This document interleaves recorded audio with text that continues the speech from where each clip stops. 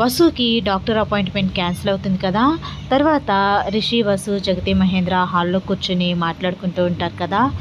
వసు జగతి భుజం పైన పడుకొని రిషిని ప్రేమగా చూస్తూ ఉంటుంది. జగతి వసు తల నిమురుతూ ఉంటుంది. అత్త కోడళ్ళ అనుబంధాన్ని చూసి రిషి నవ్వుతూ, మా అమ్మని బాగానే కాకపడుతున్నట్టున్నావు కదా అని అంటాడు సైగ చేస్తూ. వసు కూడా రిషి వంక చూస్తూ, ఇదేమీ కాకపట్టడం కాదు, అత్తయ్య మీద నాకున్న ప్రేమని తెలియచేస్తున్నాను అని అంటుంది వసు మనసుతోనే మాట్లాడుతూ రిషితో. సర్లే మాటకారవే కదా, ఎన్నైనా చెప్తావు అని నవ్వుతూ ఉంటాడు రిషి వసుని చూస్తూ మనసుతోనే మాట్లాడుతూ. అలా ఒకరినొకరు చూసుకుంటూ మనసులతోనే మాట్లాడుకుంటూ ఉంటారు. ఉన్నట్టుండిగా వస్తారా లేచి అక్కడి నుండి బయటకు వచ్చేస్తుంది. రిషికి ఏమీ అర్థం కాదు. ఏంటి పొగరు అలా వెళ్ళిపోయింది, కొంపతీసి కోపం ఏమైనా వచ్చిందా అని అనుకుంటూ ఉంటాడు రిషి. వసు ఇంకా బయటకు వచ్చేస్తుంది. రిషి అలానే చూస్తూ ఉంటాడు వసు వంక. జగతి, వసు నీ భుజం పైన పడుకుంది ఇప్పుడు వరకు, ఉన్నట్టుండి అలా సడన్గా లేచి బయటికి ఎందుకు వెళ్ళిపోయింది అని అంటాడు మహేంద్ర. మహేంద్ర ఇంట్లో ఉండి ఉండి బోరింగ్గా అనిపిస్తుందేమో, అందుకే గార్డెన్లో అలా వాక్ చేద్దామని వెళ్ళుంటుంది అని అంటుంది జగతి. ఓ అది కూడా కరెక్టేలే అని అంటాడు మహేంద్ర. రిషి, వసు ఒక్కటే వెళ్ళింది కదా, నువ్వు కూడా కంపెనీకి వెళ్ళొచ్చు కదా అని అంటాడు మహేంద్ర. పర్వాలేదు డాడ్, నేను తర్వాత వెళ్తానులే అని అంటూ ఉంటాడు రిషి. చూసావా జగతి, నీ కొడుకు ఏం కవరింగ్ చేస్తున్నాడు, మనసులో వెళ్ళాలనుంది కానీ మనం ఇక్కడున్నామని ఏమనుకుంటామో అని ఆలోచిస్తున్నాడు అని అంటాడు నవ్వుతూ మహేంద్ర మెల్లగా జగతితో. మహేంద్ర, ఒకప్పుడు నువ్వు కూడా ఇలానే చేసేవాడివి, మర్చిపోయావా అని అంటుంది జగతి నవ్వుతూ. అంటే వాడికి నా బుద్ధులే వచ్చాయి అంటావా అని అంటాడు మహేంద్ర. అంతే కదా మరి అని అంటుంది జగతి నవ్వుతూ. నాన్న రిషి, వసు బయట ఒంటరిగా ఉంది కదా, నువ్వు తోడుగా వెళ్ళే నాన్న, నువ్వేం ఆలోచించుకో, మేమేం అనుకోంలే అని అంటాడు మహేంద్ర నవ్వుతూ. అయ్యో డాడ్, అలా అని కాదు, తను రిలాక్స్ అవ్వడానికి వెళ్ళింది కదా, నేను ఎందుకు డిస్టర్బ్ చేయడం అని అంటాడు రిషి. ఇప్పుడు నిజం చెప్పు నాన్న, నీకు కూడా గార్డెన్లోకి వెళ్ళాలనుంది కదూ అని అంటాడు మహేంద్ర నవ్వుతూ. డాడ్ అని నవ్వుతూ ఉంటాడు రిషి కూడా. నీ వయసు దాటుకునే వచ్చాం నాన్న, నాకు తెలీదా ఇవన్నీ అని అంటాడు మహేంద్ర నవ్వుతూ. గొప్పవారే డాడ్ మీరు అని నవ్వుతూ ఇంకా రిషి అక్కడి నుండి వెళ్ళడానికి లెగుస్తాడు. మహేంద్ర, జగతి రిషిని చూసి నవ్వుకుంటూ ఉంటారు. రిషి కూడా కొంచెం తడబడుతూ నవ్వుకుంటూ బయటికి వచ్చేస్తాడు. రిషి బయటికి వచ్చేసరికి వసు గార్డెన్లో ఉయ్యాల్లో కూర్చుని ఊగుతూ ఉంటుంది. అంత సడన్గా లోపల నుండి బయటకు వచ్చి ఉయ్యాల్లో కూర్చుని ఊగుతుందేంటి అని రిషి వసు దగ్గరికి వస్తాడు. వసు వెనక నుండి వచ్చి ఉయ్యాలను పట్టుకుంటాడు రిషి. కూర్చోండి సార్ అని అంటుంది వసు వెనక్కి చూడకుండానే. అదేంటి, నేనే వచ్చానని ఎలా గెస్ చేసావు అని అంటాడు రిషి. అలా తెలిసిపోతుంది సార్ నాకు అని అంటుంది వసు. ఇంకా రిషి వచ్చి వసు పక్కనే కూర్చుంటాడు. ఏంటి సడన్గా బయటకు వచ్చేసావు, ఏమీ మాట్లాడకుండా, ఏమైంది, ఏమైనా డిస్టర్బ్ అయ్యావా, మూడ్ ఎందుకు చేంజ్ అయిపోయింది అంత సడన్గా అని అంటాడు రిషి. ఏమో సార్, సడన్గా బయటకు వచ్చేసి ఇలా ఉయ్యాల్లో కూర్చుని ఊగాలి అనిపించింది, అందుకే వచ్చేసాను అని అంటుంది వసు. రిషి ఆశ్చర్యపోతూ, ఏంటి వస్తారా ఇంత విచిత్రంగా ప్రవర్తించావు, అసలు నాకేం అర్థం కావట్లేదు, నువ్వెప్పుడు ఇలా ప్రవర్తించలేదు, కొంపతీసి నాగవల్లి కానీ చంద్రముఖి కానీ అలాంటి వాళ్ళు ఏమైనా పోనారా నీకు అని అంటాడు రిషి. వస్తారా ఎవరు, నాందా చంద్రముఖి అంటూ వసు కళ్ళను పెద్దవి చేస్తూ రిషి వంక కోపంగా చూస్తూ ఉంటుంది. ఇంకా రిషి వసును చూసి భయపడ్డానులే అని అంటాడు. ఏంటి సార్ మీరు, కనీసం భయపడినట్టు నటించవచ్చు కదా అని అంటుంది వసు అలుగుతూ. రిషి నవ్వుతూ, నీ నటన ముందు నా నటన ఎంత వస్తారా, నీ నటన ముందు నా నటన తేలిపోతుందిలే, అందుకే నటించలేదు అని అంటాడు రిషి. పోండి సార్ మీరు అని అంటూ రిషి మీద వసు అలుగుతూ ఉంటుంది. ఆయన ఏంటి సార్, చంద్రముఖి నాగవల్లులు ఎలా పొందుతారు సార్, నేనేదో ఫ్రెష్ ఎయిర్ పీల్చాలి అనిపించి అలా బయటకు వచ్చాను, దానికే మీరు చంద్రముఖి నాగవల్లి ఏమైనా ప్రవేశించిందా అంటారా అని అంటుంది వసు. అప్పటి వరకు అమ్మ భుజం పైన పడుకుని నాతో సైగల ద్వారా మాట్లాడుతూనే ఉన్నావు కదా, అలా సడన్గా ఏమీ చెప్పకుండా, కనీసం నాకు కూడా ఏమీ చెప్పకుండా అలా బయటకు వచ్చేస్తే ఏమనుకోవాలి మరి అని అంటాడు రిషి. ఇంట్లో కూర్చుని బోరింగ్గా అనిపిస్తుంది సార్, అందుకే ఇలా గార్డెన్లో వాకింగ్ చేద్దాం, కొంతసేపు ఉయ్యాలూగుదామని వచ్చాను అని అంటుంది వసు. సరే నేను ఊపనా అని రిషి వసు పక్క నుండి లేవబోతూ ఉంటాడు ఉయ్యాల్లో నుండి. వద్దు సార్, ఇద్దరం ఇలానే ఊగుదాము, మీరు నా పక్కనే ఉండండి అని వసు రిషి చేతిని పట్టుకుంటుంది. నువ్వు ఉయ్యాలు ఊగాలని ఆశపడ్డావు, నువ్వు ఆశపడ్డది నేను చేయాలి కదా, ఏం పర్వాలేదు, నిన్ను కొంతసేపు ఉయ్యాలు ఊపుతాను, తర్వాత నేను వచ్చి నీ పక్కన కూర్చుంటాను, సరేనా అని అంటాడు రిషి. వద్దు సార్ అని అంటుంది వసు. నువ్వు వద్దు అన్నా సరే, నువ్వు ఆశపడినట్టు నేను చేయాలి, లేకపోతే నీ లోపల ఉన్నవాళ్ళు రేపు నన్ను ప్రశ్నిస్తారు, అప్పుడు నేనే సమాధానం చెప్పాలి అని అంటాడు రిషి.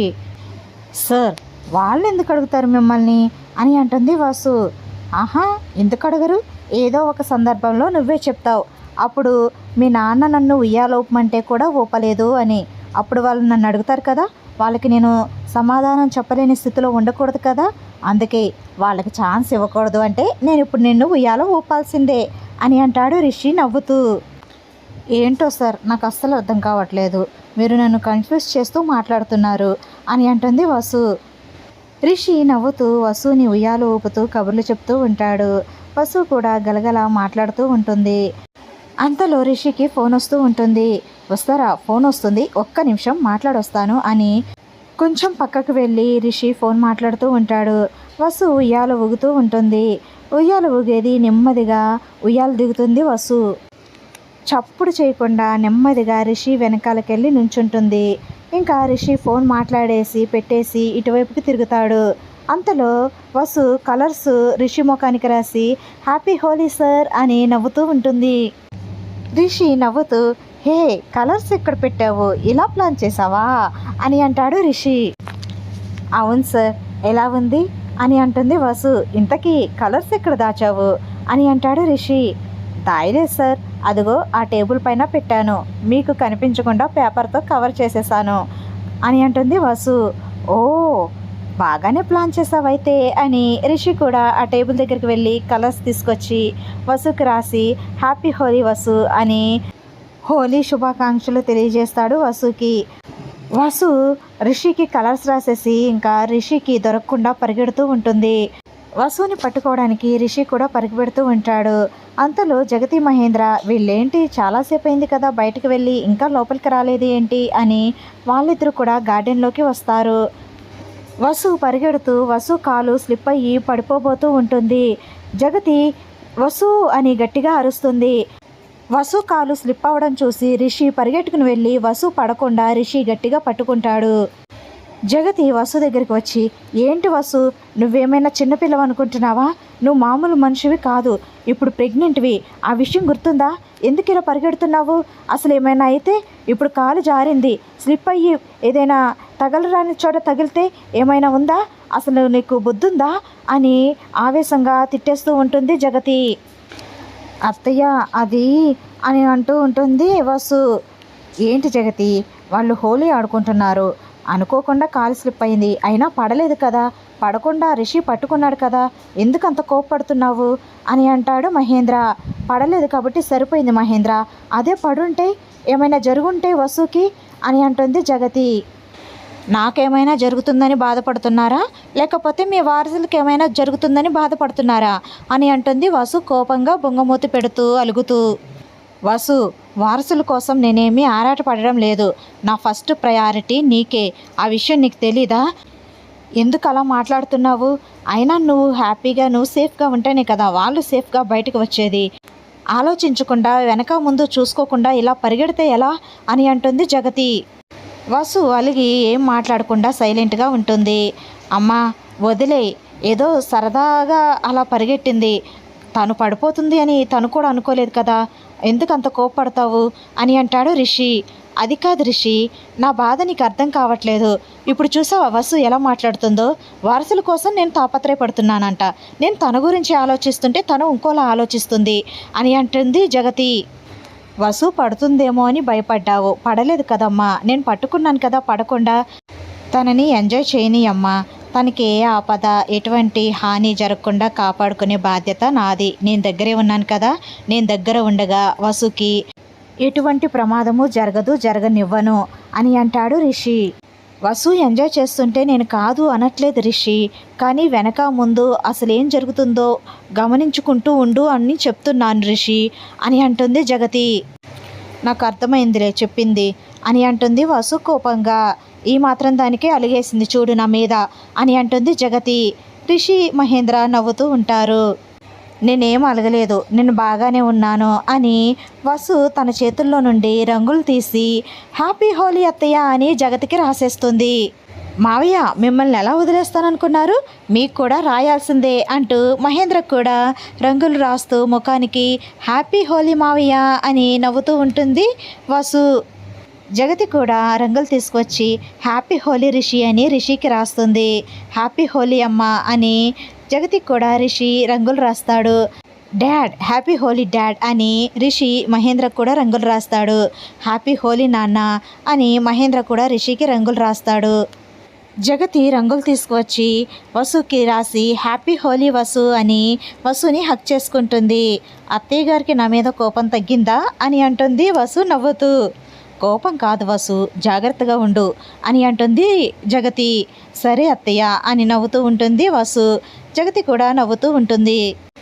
అలా ఫ్యామిలీ మొత్తం రిషి వసు జగతి మహేంద్ర నలుగురు కలిసి హోలీని సెలబ్రేట్ చేసుకుంటూ ఎంజాయ్ చేస్తూ ఉంటారు. అలా ఒకరికొకరు రంగులు పూసుకుని శుభాకాంక్షలు తెలియచేసుకుని చాలా సంతోషంగా గడుపుతారు హోలీ రోజంతా. అలా రిషి వసుల హోలీ సంబరాలు జరుగుతాయి. ఐ హోప్ ఈ వీడియో కనుక మీకు నచ్చినట్లయితే మన ఛానల్ని సబ్స్క్రైబ్ చేసుకుని బెల్ ఐకాన్ ప్రెస్ చేయండి, లైక్ చేయండి, షేర్ చేయండి. మీ అభిప్రాయాన్ని కామెంట్ రూపంలో నాకు తెలియచేయండి. Thanks for watching. Bye bye.